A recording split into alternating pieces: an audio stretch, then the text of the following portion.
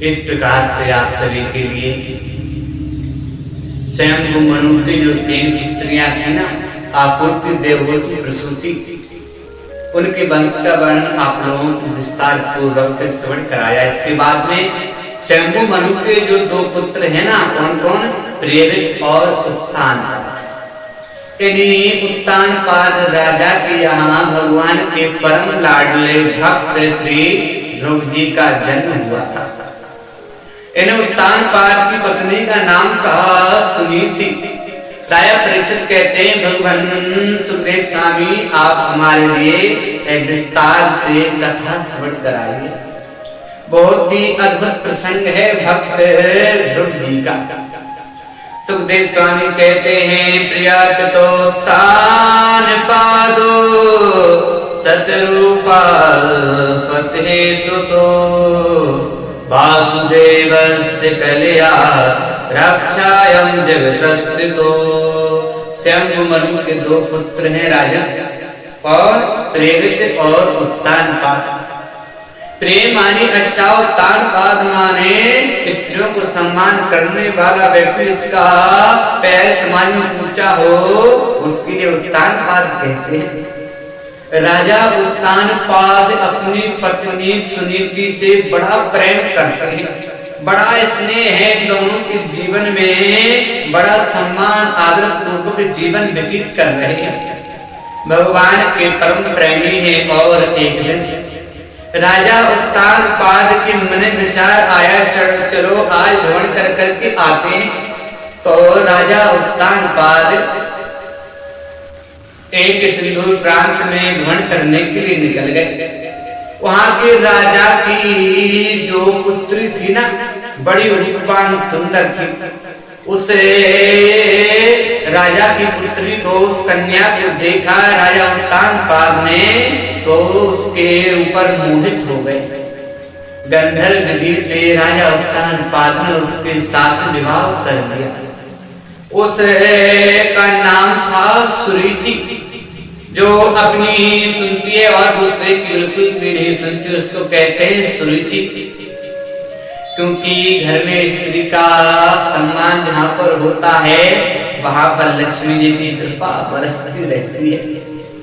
इधर राजा उत्तानपाद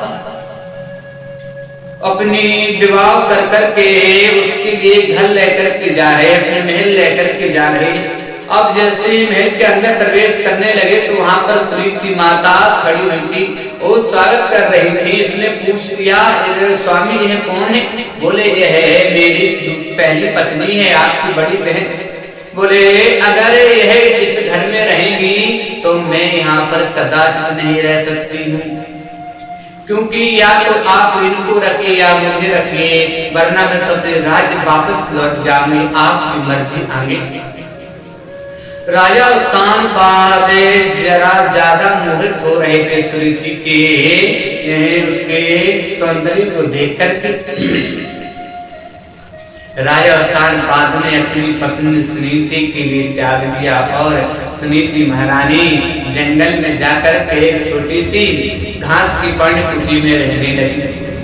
आगे चलकर के सुनीति महारानी संतों के आश्रम में जाती, सेवा करती, संतों के चरणों की और संतों के आशीर्वाद से उनके घर में एक सुंदर पुत्र ने जन्म लिया। किसने? कौन है वो? ध्रुव जी महाराज। उनका नाम ध्रुव रखा गया और माता सुनीति अपने पुत्र को बहुत सुंदर शिक्षा प्रदान कराती है। मन में सोच लिया, बड़ा यशस्वी बनाएंगे, बड़ा तेजस्वी बनाएंगे, बड़ा विद्वान बनाएंगे पुत्र के लिए, जिससे वो सही मार्ग पर चल सके। इधर सुनीति माता अपने पुत्र के लिए संतों के पास ले जाती है, कहती है संतों को प्रणाम करो बेटा, और ध्रुव जी संतों को प्रणाम करते हैं। देखो माँ चाहे अगर तो अपने पुत्र के लिए बहुत बड़ा विद्वान बना सकती है, माँ चाहे अगर अपने पुत्र के लिए तो बहुत बड़ा धर्म गुरु बना सकती है, और माँ चाहे ना अगर माँ चाहे अपने बेटे को, अपने पुत्र को जेब कतरा चोर डाकू भी बना सकती है, क्योंकि शास्त्रों में कहा गया है पुत्र की सबसे प्रथम गुरु माँ होती है। जब माँ जिस प्रकार से माँ अपने पुत्र के लिए संस्कार देगी, उस प्रकार से उस पुत्र का जीवन आगे बढ़ेगा। अगर आप आज अपने पुत्र के लिए धर्म के प्रति उसके लिए धर्म से जोड़ोगी नहीं, धर्म के प्रति श्रद्धावान नहीं बनाओगी, तो आगे चल करके वही पुत्र आपके लिए घर से बाहर निकालेगा। क्योंकि संस्कार होते हैं।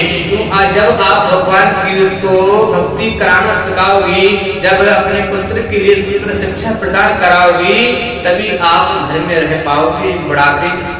आजकल देख रहे हो ना, जहाँ पुत्र की शादी होती है, बहू पत्नी आ जाती है, उसके बाल बच्चे हो जाते हैं, तो न्यार बना हो जाता है, अलग अलग रहने लगते हैं, एक चूल्हे से दो चूल्हे हो जाते हैं, अलग भोजन बनाते हैं।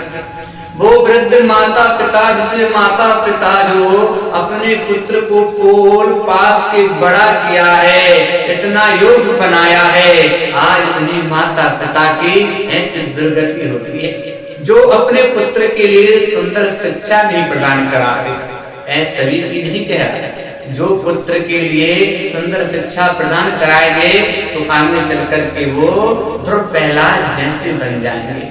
आपको भगवान का प्रेमी बनाने में कोई वो संकोच नहीं करना चाहिए। जो आपका पुत्र जब भगवान के चरणों में मन लगाएगा ना, अवश्य आपका कल्याण होगा।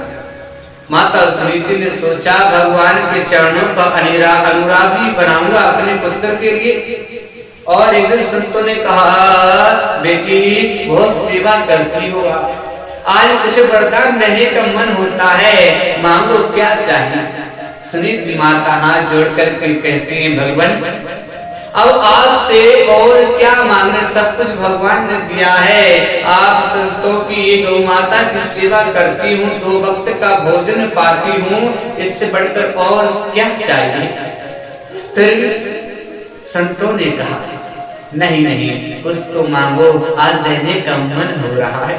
सुनीति माता हाथ जोड़ करके कहती हैं, भगवान अगर देना ही चाहते हो तो मेरी जो सौत बहन है ना, मेरे पति की दूसरी पत्नी, उसकी अभी तक संतान नहीं हुई है, अगर आप कृपा करें तो उसके यहाँ भी एक सुंदर पुत्र का जन्म हो जाए तो बड़ी कृपा होगी आपकी।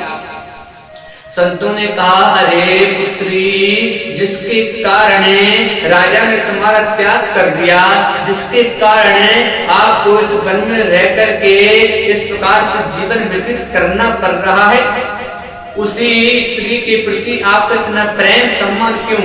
बोले स्वामी, जाती रही भावना जैसी। आप ही ने कहा है कभी किसी की व्यक्ति की निंदा नहीं करनी चाहिए, कभी किसी का बुरा नहीं सोचना चाहिए, जो कर्म लिखा है वो तो होगा ही। संतों ने आशीर्वाद दे दिया, जाओ उसका ही पुत्र होगा। आगे चल करके श्री जी के यहाँ भी सुंदर एक पुत्र ने जन्म लिया, जिसका नाम पड़ा उत्तम।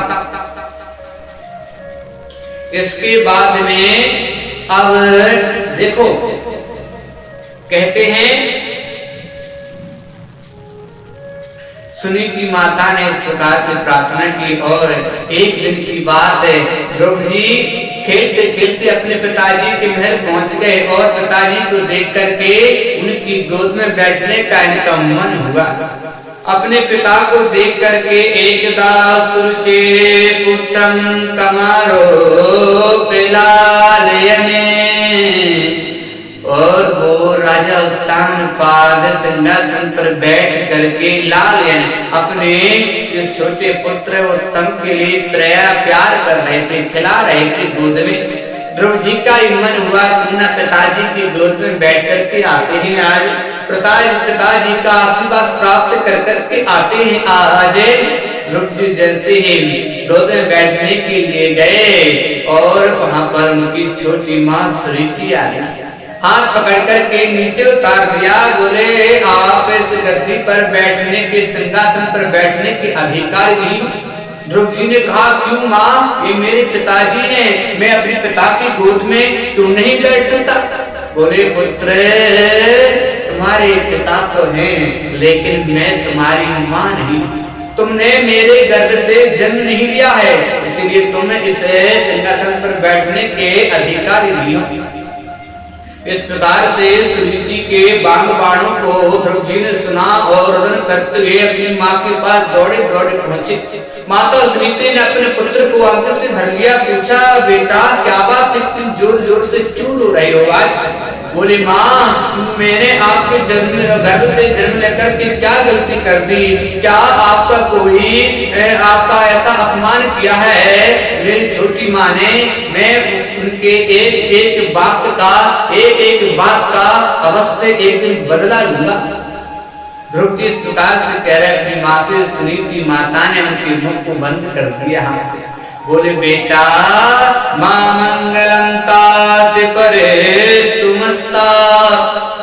अरे पुत्र, किसी के अमंगल की कामना कभी नहीं करनी चाहिए। तुम कहते हो एक बात का बदला लूंगा। अरे पुत्र, ये तो तुम्हारी सबसे बड़ी गलती है।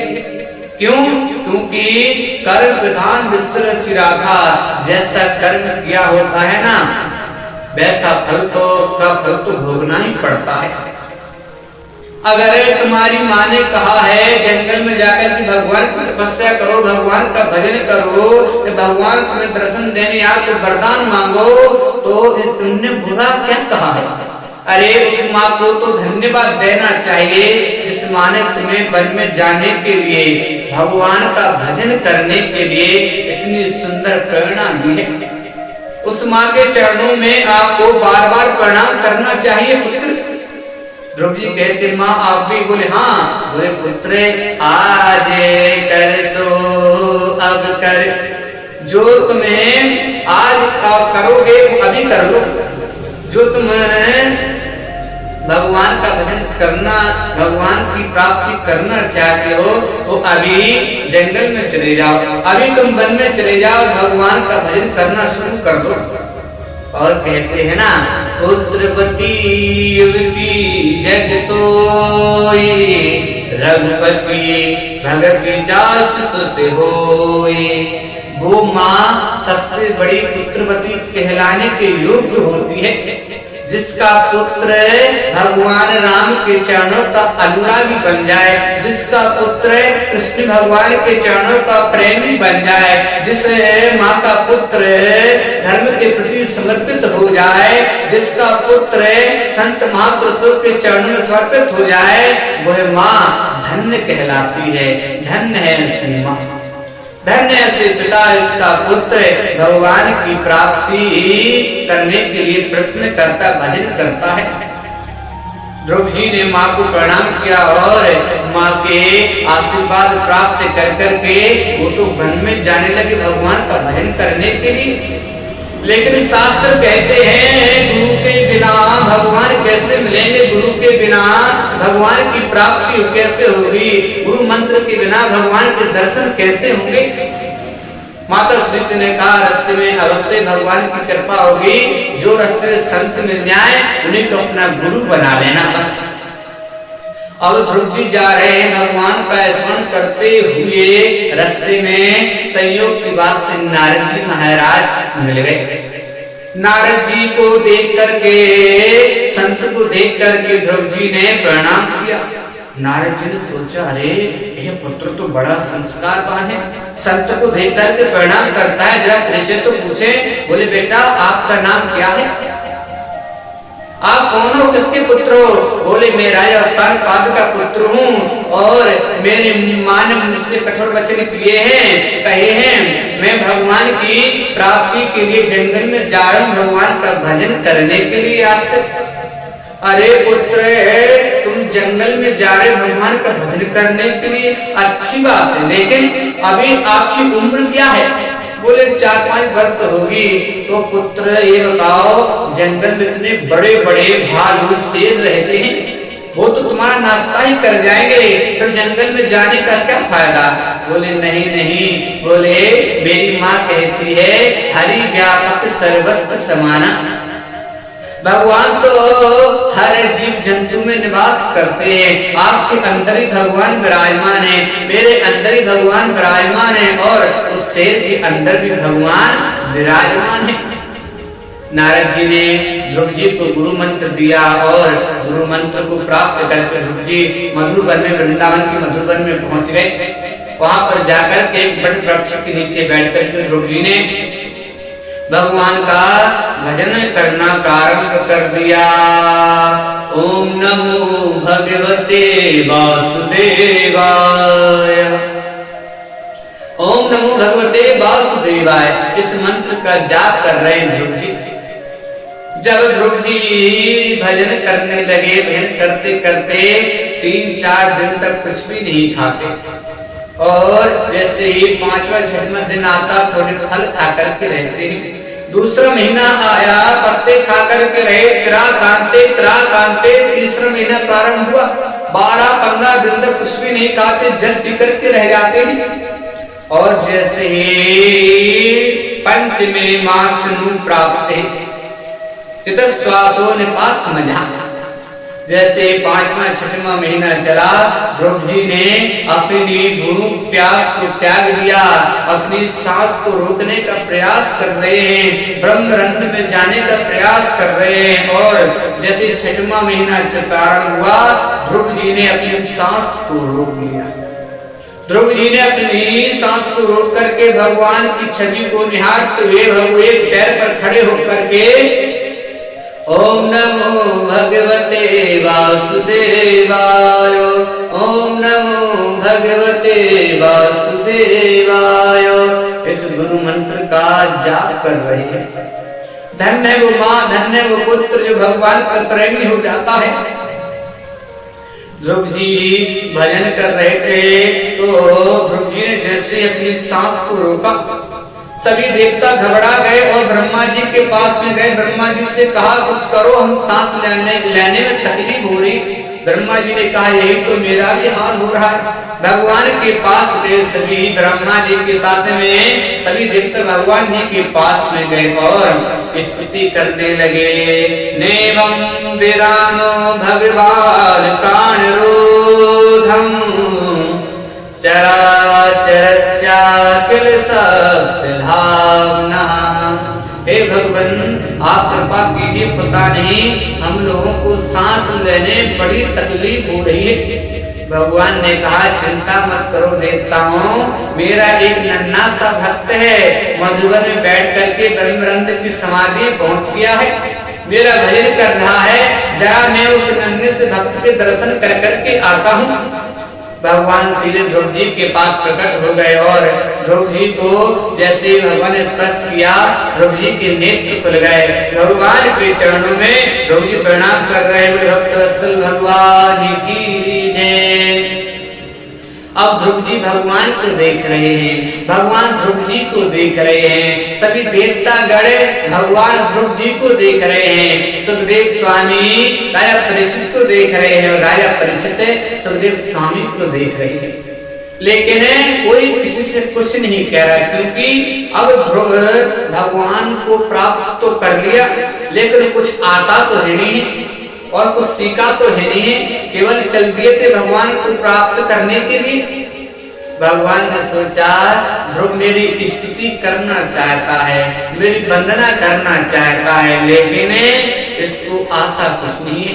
भगवान ने प्रेम पूर्वक से अपने संत को ध्रुव जी के जैसे कपोल गाल में स्पर्श कराया तो ध्रुव जी के अंदर वेद वेदांतों का ज्ञान उत्पन्न हो गया।